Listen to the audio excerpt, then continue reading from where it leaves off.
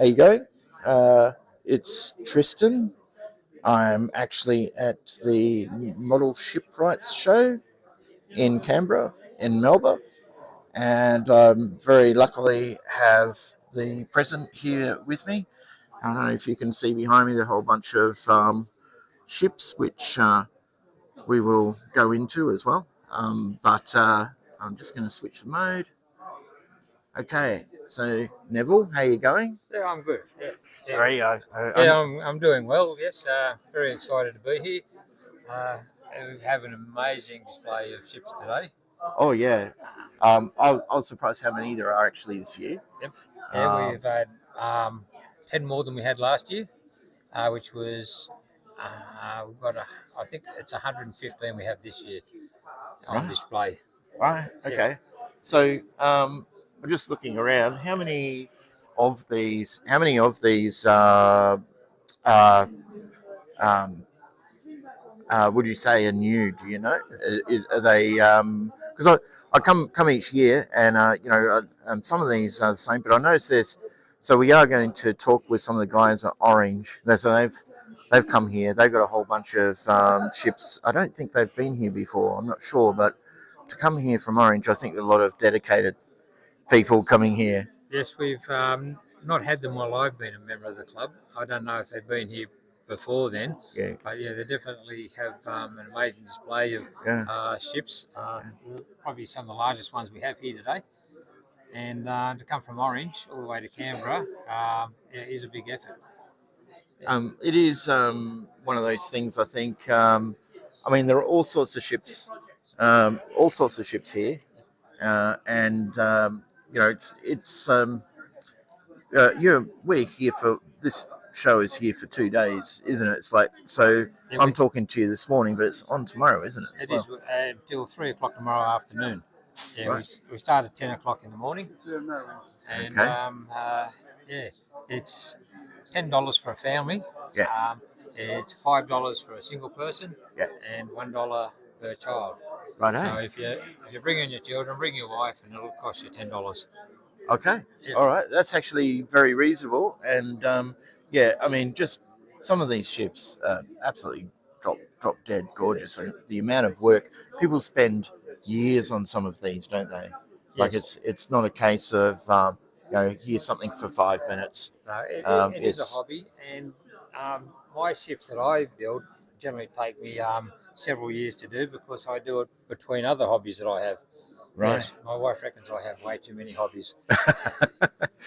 I think too, like some people squeeze in this. I mean, there are a lot of retirees, but some people squeeze this sort of work in, with part-time jobs or even full-time jobs. Yes, Um, it's and most of our members are retired members, so that's just something to give them something to do in retirement.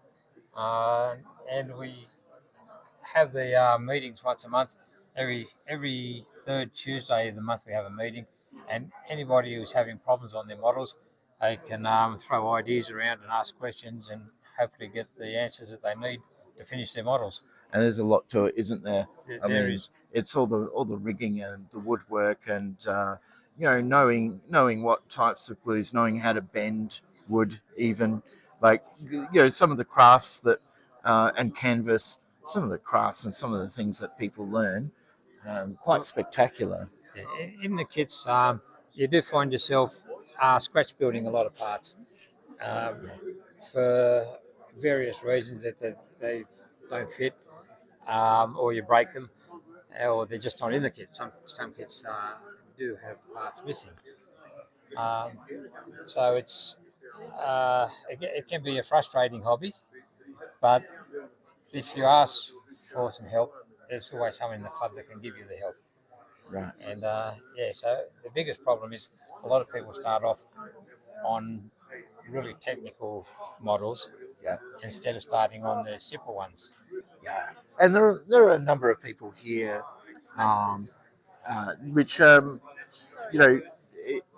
think it varies from year to year the attendance, um, but we would like to see more people here to see the effort and the work that's gone into these. Yes, we do compete with Floriade too, because being the first day of Floriade. Ah, really? Yes. Okay. And Yeah. yeah, so it's something we have to get the word out to. And we have a small budget, so advertising is a big problem at the moment. And hopefully we can rectify that in the future. Well, Neville, it's been absolutely fantastic talking with you. So you're just elected, Yeah, it's my from first the year as president. right. Okay. Yeah. Yep, and yes, I'm probably one of the younger members in the club.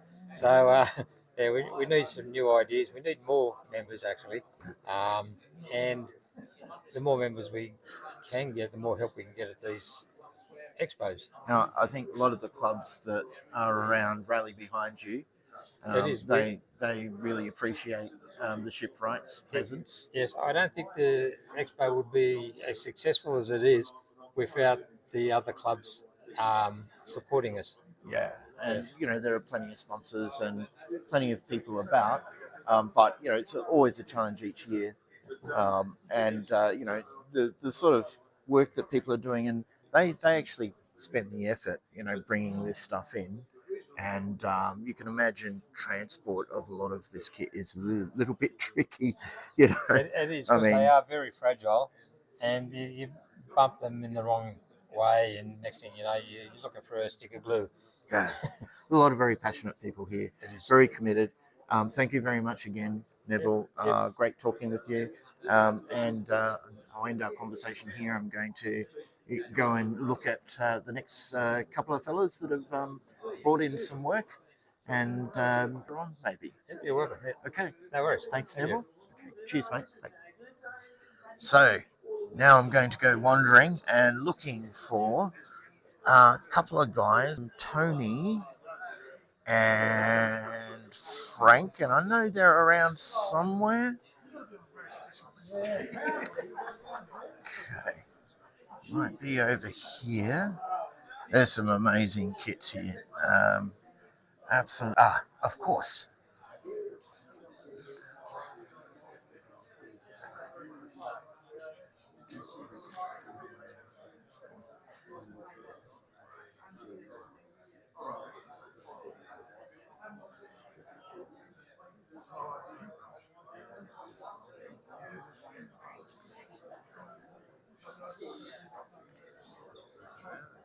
Hello, fellas.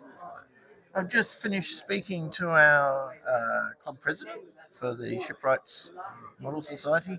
Now, I have talked with you earlier. Obviously, this is a little bit staged, planned, but at the end of the day, I was pleasantly surprised that you've come all the way from Orange with your ships. So, how about we walk over there? So you're Tony? Yes, Tony. And how you going, fellas? All right, let's go and have a look.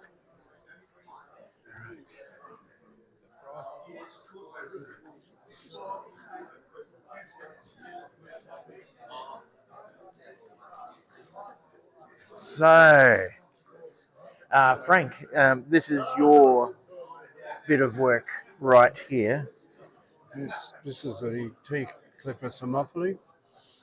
She was famous for racing in the tea races against Cuddy Sark and the wall clipper to Australia. Oh yeah, yeah. That was the wall trade. Righto. Yeah. So you were saying before, I'll come around this side because I think we're like, and there's history here that you've put with the ship. People can come and see this. Obviously, it's where are you here tomorrow as well? Yes. Right. Yeah, Okay. yeah. You came all the way from Orange, Yes. and you've had to transport this via a trailer that you've hired. Big van we had to. Big van. Yeah. Okay. And I did see this earlier. This was folded up, like the masts were folded up. Yeah. But what can you tell me about this ship? From what you said before, the use of scale figures to give an idea of size. Well, it's built to the quarter inch foot in scale, so it's quite a large model. Uh-huh. And to put it in perspective, I have little figures at the same scale that stand on the deck or wherever I want to put them. And when you see the little figures, that's how big you'd be on the ship. That puts it into perspective. Yeah. So it makes people realise how big or how small the thing was. Yeah, And, it's a good move. And it's like what they call a composite clipper. a composite clipper. It was staged between metal hulled ships and steel wooden ships. It's built with a metal frame, metal keel, all the frame was metal, lower timber planked on the outside. That's what they call a composite ship. And also they were known as extreme clippers Okay. because they were built for speed and the height of the mast and the amount of sail they carried. They used to enter into races, and there's a big prize at the end of the race. And if you've noticed that golden cock down there, that golden rooster, Thermopylae was rewarded because of its speed with the golden cock up on top of its mainmast. See that little golden cock rooster? Right. Okay. And that's what she actually carried, and the other sea captains were quite jealous of it. Ah. Yeah, they were.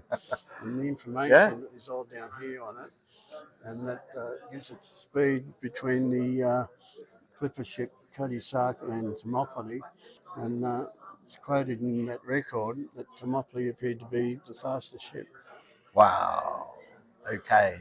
And I started building that in 1993, but in the process of building it and moving house a lot, Yeah.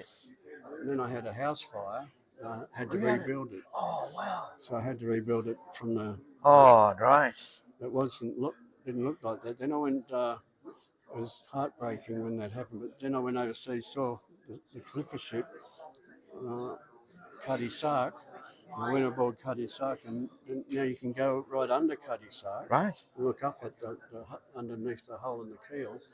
And when I saw this beautiful metal copper sheeting under Cuddy Sark, I had to come back and do the same with Thermopylae.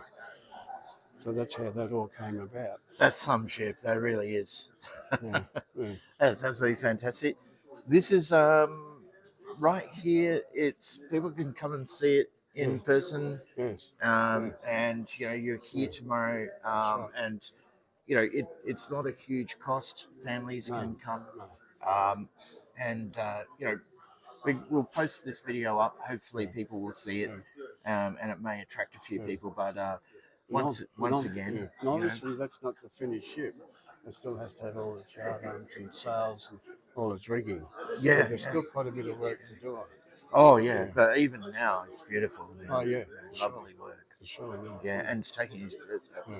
a long time. Yeah. I know Yeah. it's not exactly the whole time, but it takes dedication to keep coming back. Well, It of does. course it does. Yeah, absolutely. Yeah. Thank you very much. That's all right. Thanks, Frank. My pleasure. Yeah, it's good talking with you. You too. And I'm going to switch to your friend here, Tony. Tony, you're in the hot seat. Tony, right. you are in the hot seat now. Right. And I'll try not to burn you with too much FaceTime. All right. Okay. So, which of these ships do you wish to talk about? And you can talk about more than one, yeah. but Frank's provided us, a very good introduction to his work. Yeah. What would you say about the ones that you've enjoyed the most out of all of this, or has been the biggest test for you? Well, I think the James Craig was there. Shall we have a look at it? Yeah. Yeah, let's check it out. Right. I'll show you the one. This was the first ship that I modelled, and it took me about 8 years to complete. So I was very pleased with the outcome of that. It's a little bit closer. Yeah. Yeah. So this one here. Yeah, this is the Right. James Craig. Yeah. Okay, so this is like all wood, right? Yeah, all timber. Okay. And so how do you start one of these things? I mean, what was your impetus? What drove you to build this? Well, I have always liked ships, so when I've seen models before, I thought I'd have a go because I retired from in the retirement. I thought I'd start making models, and that was the first one I I thought of with James Craig. I had no plans for it. I built it from photographs. And, Oh, really? Yeah. Wow. So how did you figure out all the dimensions? Like, is this from scratch? Like, Yeah, from scratch built. right. Yeah. So you had there were no kits, no nothing, No kit. or No, it's scratch built, and just from photographs. I did have worked out the dimensions, and I went on to YouTube and the internet to get the photographs and downloaded them, and then worked it out from there. Most of the bits and pieces that I do get is from Float a Boat in Melbourne. oh, okay, Yeah. all right, that's good to know. So if someone wanted to do something similar, how long do you think it would take? But for yourself, this is obviously a significant investment in time and energy. Um, what did it take you to get to this point? Well, first of all, I did the hull. That took me about 2 years to make, sort of on and off.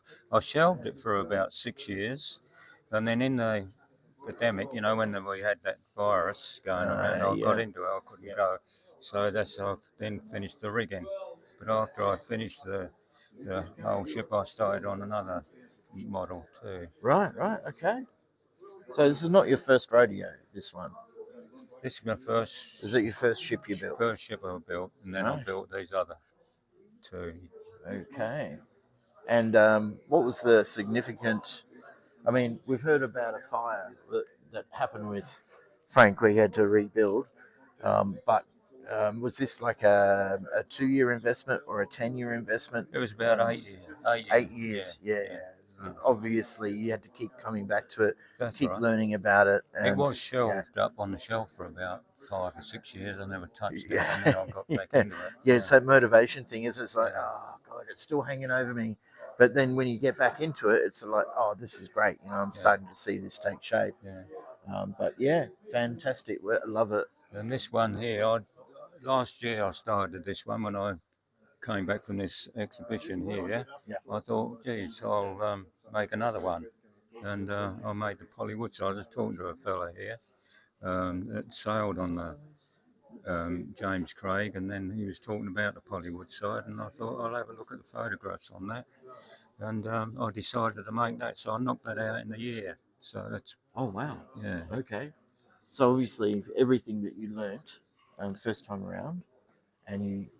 So is Well, this like further down in the chain, or was this the next one? this was the next one, yeah. But Right. Frank Okay. put me right on a few things, like he was telling me about, how to do the decking part, and showing me a few tricks. I've learnt quite a bit from him. Yeah, the decking side of things, I think, for a lot of people is where they've probably come unstuck because getting the wood in the right position, right size, treated and bent, and all of the things that you have to do to sand it back down and then get it to a realistic look and feel. Yeah. There's a whole bunch to it. But I'm no expert. But No, but the rigging's a little bit complicated. Getting all these spars and in the right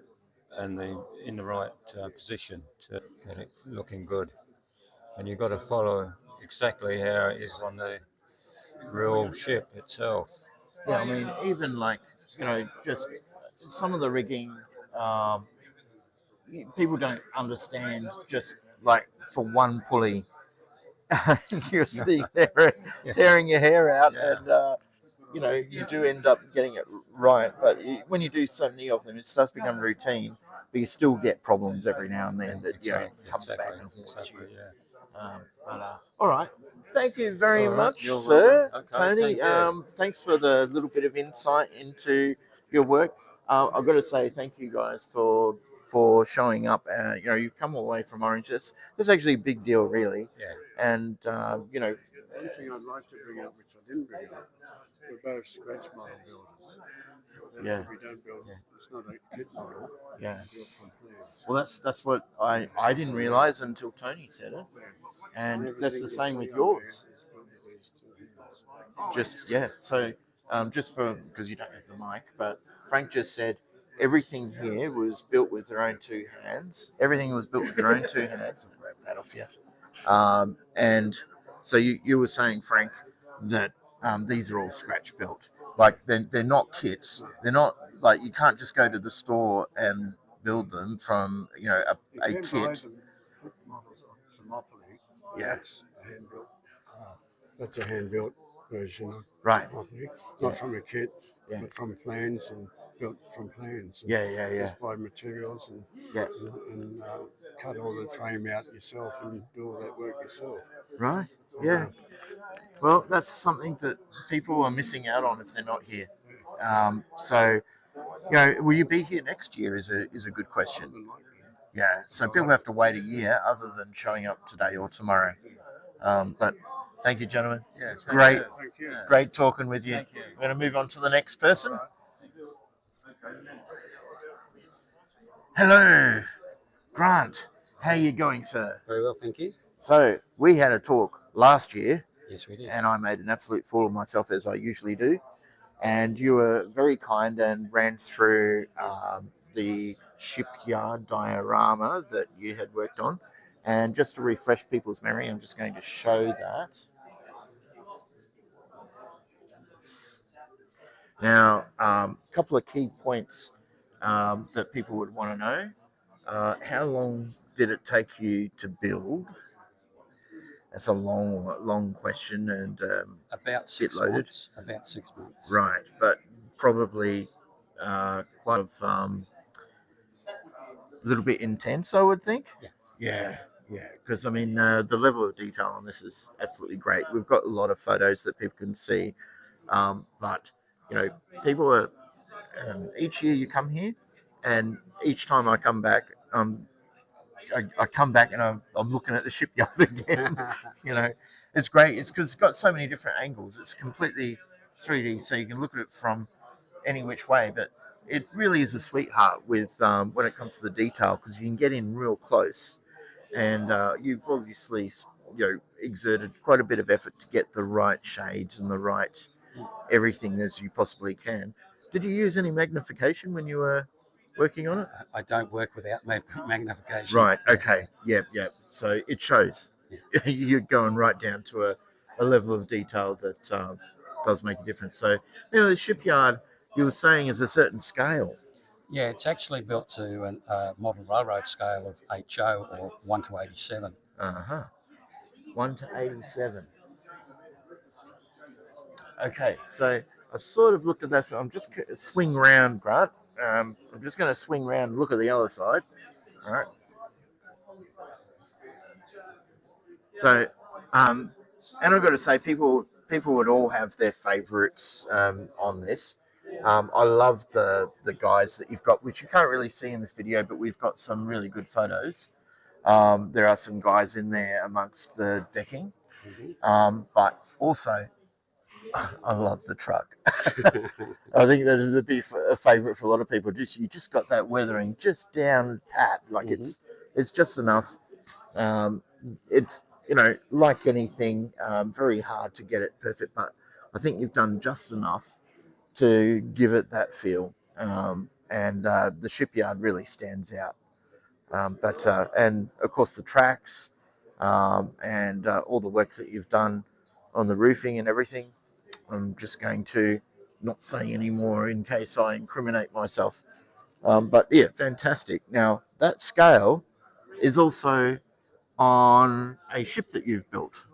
Very similar scale. So the shipyard was a scale of 1 to 87.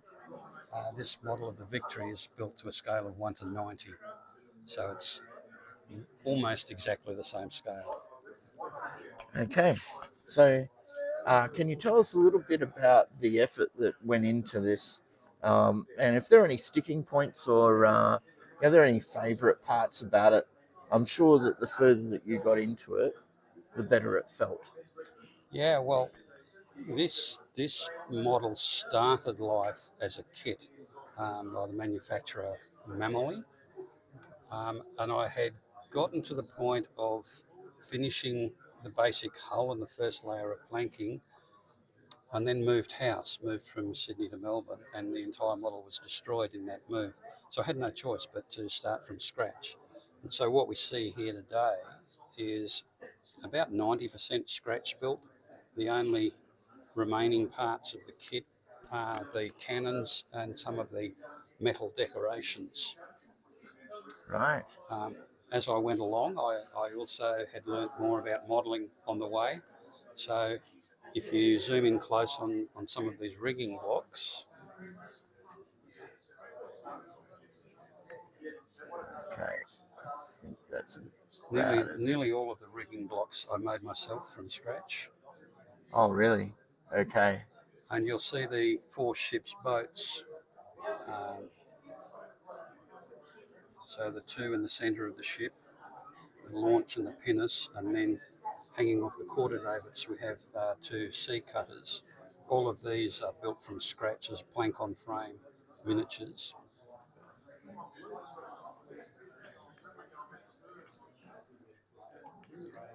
And as we come round the stern and we see the quarter gallery windows, and then across the stern windows as well.